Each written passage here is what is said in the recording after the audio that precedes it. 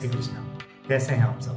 उम्मीद करता हूँ सभी अच्छे होंगे। मित्रों, आज हम बात करते हैं मूलांक 3 और भाग्यांक भी 3 की बात करते हैं। 3 और वर्ष है 2026। उसका बनता है योग 1। ऐसे व्यक्ति जिनका जन्म 3 तारीख, 12 तारीख, 21 या 30 को हुआ है, उन अंकों को जोड़ने पर 3 बनता है।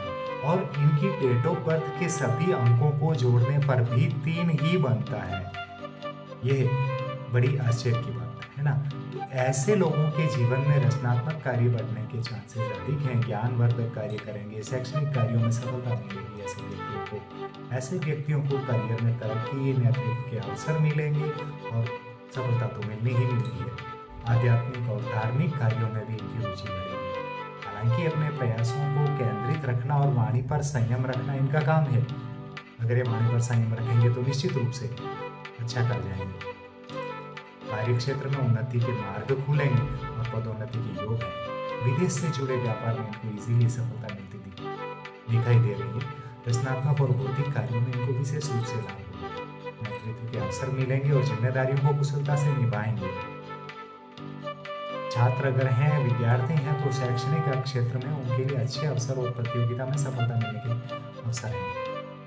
यह वर्ष आध्यात्मिक विकास और आंतरिक सत्य की खोज के लिए उत्तम वर्ष है। सुखद अनुभव, प्रेम और रिश्तों की बात करें तो लव लाइफ में, पारिवारिक जीवन में, रिश्तों में प्रेम और सम्मान बढ़ेगा। छोटी मोटी नोक-झोंक रिश्तों में हो सकती है, लेकिन ये अस्थायी नहीं है। मित्रों, आपसे निवेदन करता हूँ वीडियो में आगे बढ़ने से पहले कि इस चैनल को लाइक, सब्सक्राइब और शेयर अवश्य करें, जिससे मुझे मोटिवेशन मिलता है। अच्छा स्वास्थ्य बना रहेगा, सामान्य स्वास्थ्य अच्छा ही रहेगा। खाने पीने में थोड़ा ध्यान देने की जरूरत है ताकि आपको स्वास्थ्य पर कोई प्रतिकूल असर ना पड़े। आर्थिक संतुलन बना रहेगा, थोड़ा सा आपको नियंत्रण करने की जरूरत है। सामाजिक दायरा आपका बढ़ सकता है। धार्मिक कार्यों में, जैसे कि मैंने बताया, रुचि बढ़ सकती है। अब आपको करना क्या है, क्योंकि आपका मूलांक 3 है, भाग्यांक 3 है, यानी आपके गुरु जी की कृपा पूरी है। अपनी ऊर्जा को सही दिशा में लगाना है, उसको बिखेरना नहीं है। नौकरी बदलने जैसे महत्वपूर्ण निर्णय अगर है तो उनको सोच समझ कर लेना है। क्या आपने कोई दूसरा करियर विकल्प चूज कर लिया है, तभी आप नौकरी को चेंज करें या बदलें। वाणी पर संयम रखना है। अपने शब्दों का गलत इस्तेमाल समस्या पैदा कर सकता है, तो शब्दों को तोल मोल कर बोलना है।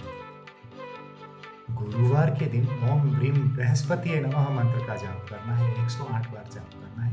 यह आपको और उन्नति और अच्छे अवसर प्रदान करने वाला मंत्र है, जो कि आपको जीवन पर फॉलो करने वाला मंत्र है। पीले वस्त्र धारण करने हैं और गुरुवार को स्पेशली पीले वस्त्र आपको धारण करने हैं।